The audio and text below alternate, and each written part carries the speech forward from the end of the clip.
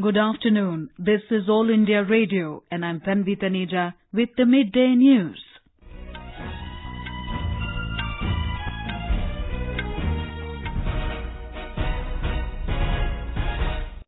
The headlines. Triple Talaq Bill introduced in Rajya Sabha. Law Minister says bill is meant to protect the dignity and rights of women. Uproar in Lok Sabha over Unnao rape survivors accident. Parliamentary Affairs Minister Prahlad Joshi says CBI probe is on, asks opposition not to politicize the issue. Uttar Pradesh Deputy Chief Minister and National Commission for Women's team meet the family members of Unnao rape victim. India emerges as the largest trading partner of Benin. Incessant rains continue in most parts of Madhya Pradesh. Bhopal Betul highway closed due to floods. And Prime Minister lauds the decision to extend the visiting hours of 10 historical monuments across the country till 9 p.m. The Rajya Sabha has taken up the Muslim Women Protection of Rights on Marriage Bill 2019 for consideration and passage. The bill seeks to declare the practice of triple talaq void and illegal and make it a cognizable offence. It also provides allowance to women victims and their dependent children. The offence is made compoundable with the permission of the magistrate at the instance of the married Muslim woman upon whom talaq is pronounced. Moving the bill, Law Minister Ravi Shankar Prasad said, despite the Supreme Court's direction against triple talaq, the practice is still continuing in different parts of the country. He clarified that the bill is not against any community or religion and it should not be seen through the lens of politics. He asserted that the bill is for gender justice, dignity and equality. कुछ लोगों के मन में मिसगिविंग्स है कि कोई पड़ोसी FIR file कर सकता है, कोई दुश्मन कर सकता है। तो हमने लॉ में क्या कहा? The FIR shall be filed only by the victim lady or her relations by blood or marriage. दूसरी बात थी कि क्या कॉम्प्रोमाइज की हैसियत होगी? We have made a provision that this is compoundable at the instance of the wife. Magistrate can do it, sir. कुछ लोगों ने कहा बेल का क्या करेंगे? Magistrate can give bail upon appropriate condition after hearing the wife. तो bell का भी प्रोविजन रखा है, समझौते का भी रखा है और बाकी सब्सिस्टेंस अलाउंस वगैरह है. Intervening in the debate, Minority Affairs Minister Mukhtar Abbas Naqvi said that the Triple Talaq Bill is for the empowerment of women. Initiating the discussion on the bill, Ami Yagyanik of the Congress questioned the criminal provisions in the legislation. Protesting against the bill, NDA ally JDU staged a walkout from the upper house. The discussion is underway.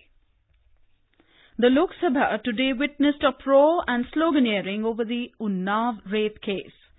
As soon as the House met for the day, leader of the Congress party in Lok Sabha, Adhir Ranjan Chaudhary, demanded Home Minister Amit Shah's statement in the House. Mr. Chaudhary said that proper security has not been given to the victim and her family. He demanded the strictest punishment for the culprits. BJP member Jagdambika Pal said the truck seized from the accident site belongs to a Samajwadi Party leader. Parliamentary Affairs Minister Prahlad Joshi asked the opposition not to politicize the issue. Mr. Joshi said the CBI is already investigating the case and an impartial probe is on. इसमें राजनीति नहीं करना चाहिए. Already CBI inquiry चल रहा है, FIR भी दर्ज हो चुका है. पूरा जांच निष्पक्षपात से गवर्नमेंट कर रही है.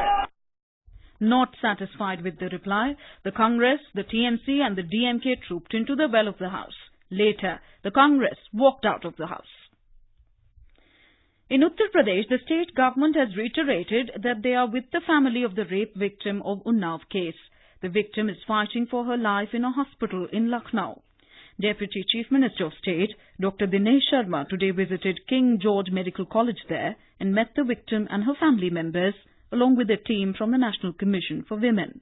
The victim's family was sitting on a dharna since morning for parole of a family member who is lodged in the Rae Bareli jail. After meeting with the family members of Unnao rape survivor, Deputy CM Dinesh Sharma said that FIR has been lodged as per the demand of family members of victim. He said that family had submitted parole application for uncle of victim, which has been granted by court, and now he will take part in the cremation of the two family members, including his wife who died in the accident. Earlier, a team of National Commission for Women also reached Lucknow today to meet victim of Unnao rape case who is seriously injured in the road accident in Raebareli on Sunday. Sushil Tiwari, AIR News, Lucknow. Members of Parliament from Karnataka have sought the central government's help to trace V.G. Siddharth, the founder of Cafe Coffee Day chain who has been missing since last evening from Bengaluru. The letter to the central government with signatures of several MPs said the state government has already started search operations in the Netravati Bridge area. The Lok Sabha paid tributes to Congress leader and former Union Minister S. Jayapal Reddy. The House observed silence today to pay respects to the departed leader. Parliamentary Affairs Minister Prahlad Joshi today said there will be a training-cum-orientation program over the coming weekend for BJP MPs. He said Prime Minister Narendra Modi and Party President Amit Shah will also provide guidance to the members.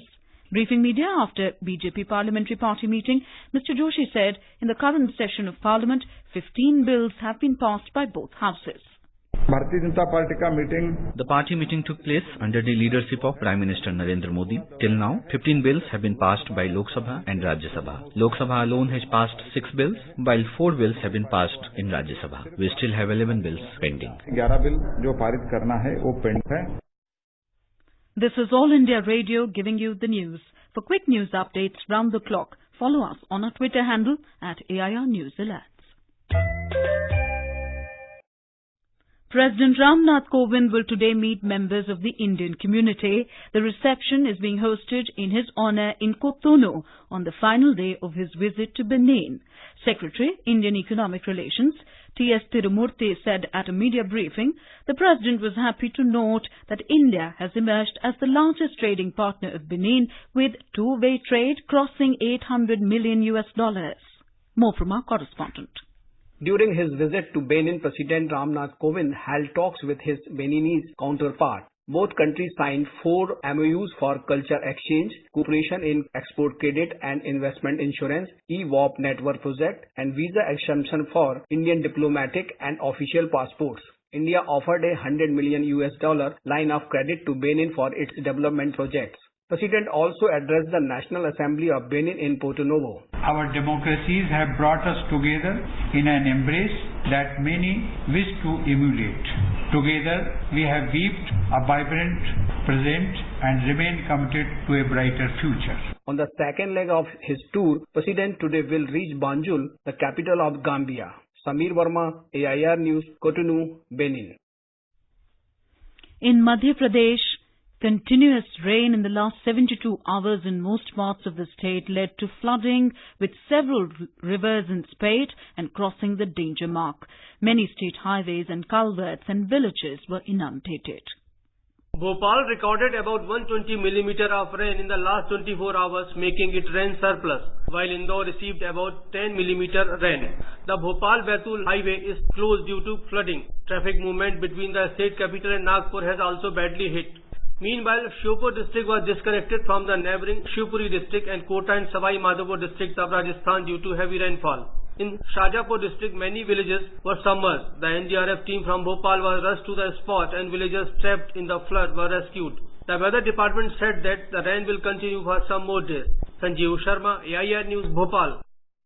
Meanwhile, in Gujarat, light to moderate rains have been recorded in all districts during the last 24 hours. Some parts of North and South Gujarat also received heavy rainfall. The local weather office has issued warning of heavy to very heavy rainfall at some isolated places in Saurashtra and South Gujarat during the next 4 days as well. Heavy rains have also been lashing several parts of Maharashtra for the last few days.